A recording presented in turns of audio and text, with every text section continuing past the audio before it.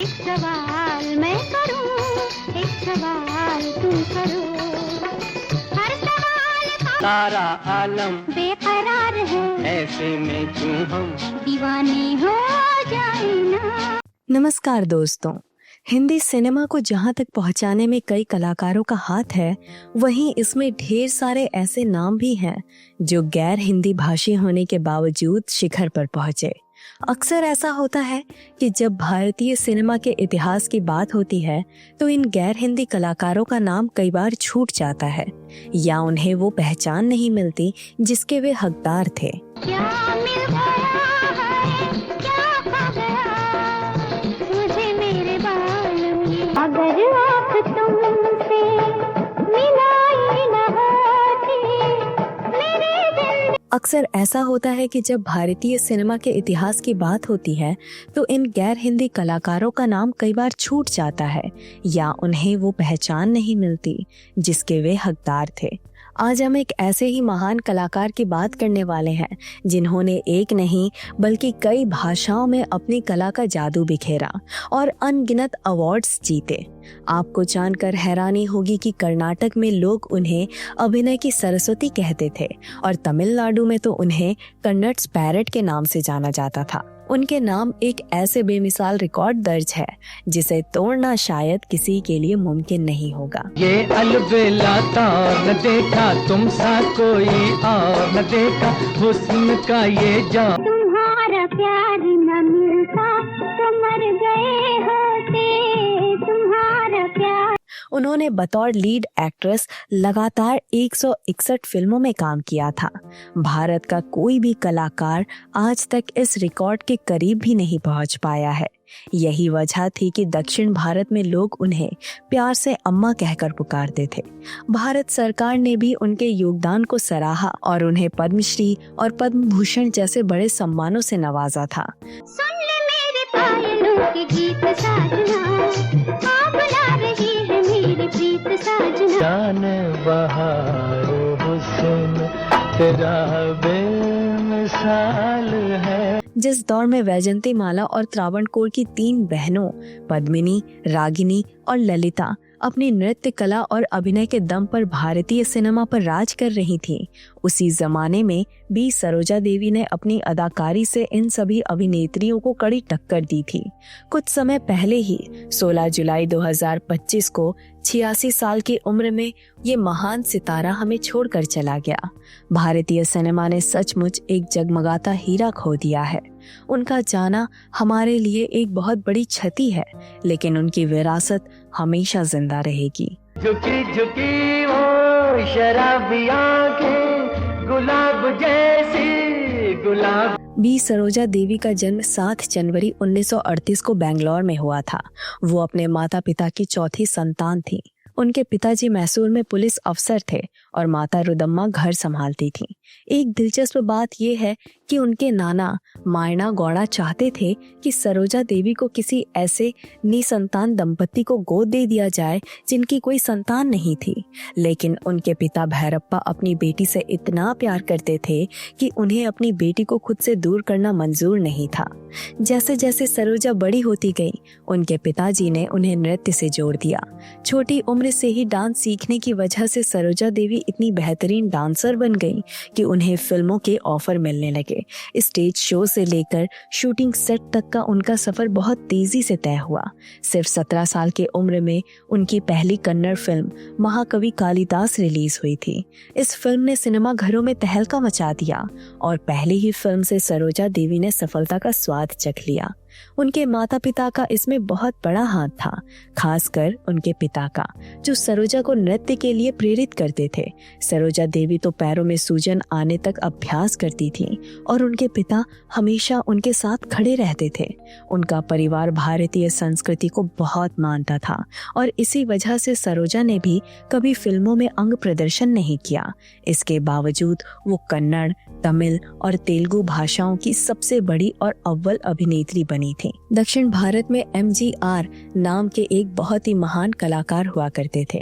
आज रजनीकांत को लोग जितना प्यार करते हैं, MGR को उनसे भी दुगना प्यार मिला हुआ था। आपको जानकर शायद हैरानी होगी कि सरोजा देवी और MGR ने मिलकर 26 मेगा हिट फिल्में दी थीं। हर हीरोइन MGR के साथ काम करने का सपना देखती थी। लेकिन एक दिन कुछ ऐसा हुआ कि MGR और सरोजा देवी की ये दमदार जोड़ी टूट गई। इसकी वजह बहुत छोटी सी थी। सरोजा देवी की मां ने MGR के एक प्रोड्यूसर से अपनी बेटी की फीस बढ़ाने को कहा था। बस इस किस्से के बाद किसी भी फिल्मकार ने सरोजा देवी को MGR के साथ कास्ट नहीं किया। इस घटना के बाद जयललिता MGR की सबसे पसंदीदा हीरोइन बन गई थी और ये MGR ही थे जिनके सहारे जयललिता राजनीति में आई और 6 बार तमिलनाडु की मुख्यमंत्री रहीं। इसे आप उनका दुर्भाग्य कहें या समय की कमी, सरोजा देवी को हिंदी सिनेमा में वो बड़ी सफलता नहीं मिल पाई जो वैजंती माला, हेमा मालिनी, श्रीदेवी या पद्मिनी जैसे दक्षिण भारत से आई अभिनेत्रियों को मिली थी। फिल्म इतिहासकार मानते हैं कि सरोजा देवी का चेहरा वैजंती माला से काफी मिलता जुलता था। इन दोनों अभिनेत्रियों का दौर भी एक ही था, पर सरोजा देवी से पहले वैजंती माला ने हिंदी सिनेमा में कदम रखा था।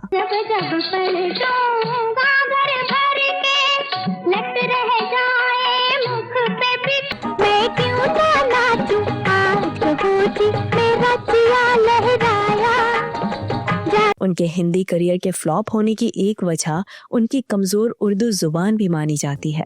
बाकी सुंदरता और अभिनय में उनकी कोई कमी नहीं थी। दिलीप कुमार के साथ उनकी पहली फिल्म पैगाम थी। उसके बाद ससुराल फिल्म में उन्हें राजेंद्र कुमार के साथ काम करने का मौका मिला। इस फिल्म के एक गाने तेरी प्यारी प्यारी सूरत को किसी की नजर ना लगे चश्मे बद दूर ने तो खूब धूम मचाई थी।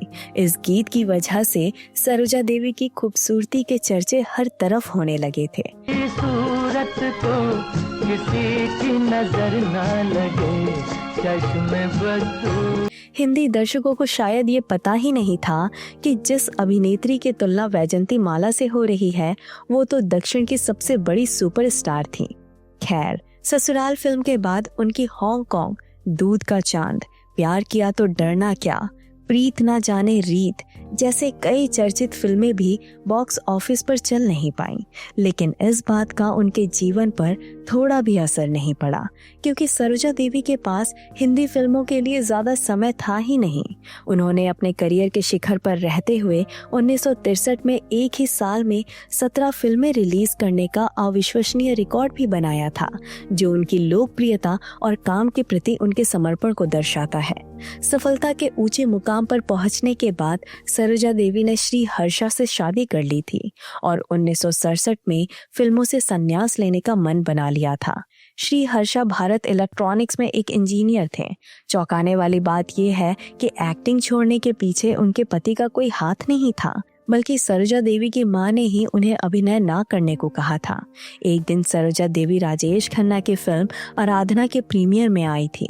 वहां उनकी मुलाकात दिलीप कुमार से हुई। दिलीप कुमार ने उन्हें समझाया कि उन्हें इतनी जल्दी फिल्मों से संन्यास नहीं लेना चाहिए। दिलीप कुमार ने अपनी पत्नी सायरा बानो का उदाहरण देते हुए कहा कि उन्होंने भी शादी के बाद फिल्मों में काम करना जारी रखा था। दिलीप कुमार की बात सुनकर सरोजा देवी ने थोड़ा सोचा। वो जानती थीं कि दर्शक उन्हें बड़े पर्दे पर देखना चाहते हैं। कुछ महीने बाद सरोजा देवी जब फिल्म जगत में लौट आईं तो तहलका मच गया, क्योंकि अगले 20 वर्षों तक सरोजा देवी ने लगातार हिट फिल्में देकर एक अद्भुत रिकॉर्ड बनाया। लेकिन 1987 में पति के निधन के बाद उन्हें फिल्मों से एक बार फिर दूर होना पड़ा। सरोजा देवी ने 5 साल का ब्रेक लिया था। जब वो फिर से एक बार लौटी तो स्वाभाविक था कि उन्हें सिर्फ कैरेक्टर रोल ही मिलते। खुशकिस्मती से इस बार भी समय ने उनका साथ दिया।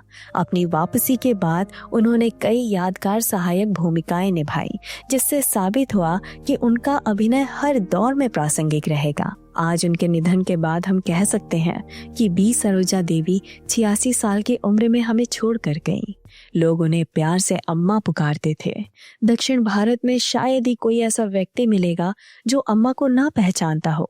हिंदी सिनेमा में कई सितारे आए और चले गए, पर जिनकी रोशनी कभी फीकी नहीं पड़ी, ऐसे गिने चुने कलाकारों की संख्या बहुत कम है और बी सरोजा देवी उन्हीं में से एक थीं। अपनी मृत्यु तक भी वो फिल्म जगत और समाज कार्य में सक्रिय रहीं। सरोजा देवी के बेटे का नाम रामेश्वरम है और उन्होंने एक बेटी भुवनेश्वरी को गोद लिया था, लेकिन दुर्भाग्यवश कम उम्र में ही उनका निधन हो गया था। उनका जाना भारतीय सिनेमा के लिए एक अपूरणीय क्षति है, लेकिन उनकी कला और उनका 161 लगातार मुख्य भूमिकाओं वाली फिल्मों का रिकॉर्ड हमेशा हमें उनकी याद दिलाता रहेगा।